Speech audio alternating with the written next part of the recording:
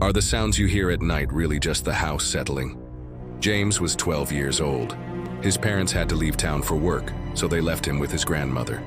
The old woman lived alone in a large antique house on the outskirts of town. The house was cold, filled with long hallways, creaking wooden floors, and faded wallpaper. James never liked it here, but he had no choice. The first few days were normal. His grandmother made him warm milk at night and told him old stories by the fireplace. But on the third night, James woke up to a strange sound. Breathing. Deep, slow, steady, coming from above him. He held his breath and listened. Maybe it was just the wind, but the next night the sound returned. This time it was even closer, right above his room. James sat up, grabbed his flashlight, and stepped out into the hallway. The dim light barely illuminated the old wooden walls. Then he noticed something. A wet handprint on the attic door, just as he took a step back.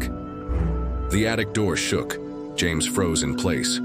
A few seconds later, two pale hands slipped through the gap. Thin, bony fingers reached downward. His heart pounded in his chest. He wanted to run, but his legs wouldn't move. And then, "What are you doing here?" His grandmother's voice rang through the corridor. James spun around to see her standing there holding a candle, but her face was pale as a sheet. She turned to the attic and whispered, "Get away from there. It has woken up. Escape or not." His grandmother grabbed his wrist and pulled him into his room, locking the door behind them. She hurried to the cabinet, grabbed a handful of salt and sprinkled it across the floor. James watched in horror. The breathing above them turned into a scream. The house shook. The attic door swung open as something dark and twisted emerged. A long, hunched figure crawled down, its hollow eyes staring blankly forward. But its breath. James could feel it on his neck. James tried to scream, but no sound came out. The thing was floating closer. His grandmother gripped his hand and began, chanting an old prayer. Suddenly, the creature let out a terrible shriek. The house trembled, doors slammed shut, and the lights flickered. And then, silence.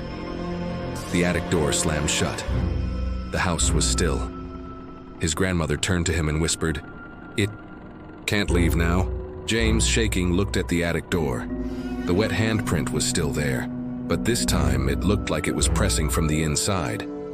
If you ever hear breathing from the attic, never go up there. You might not be alone. If you enjoyed the story, don't forget to subscribe and leave a comment.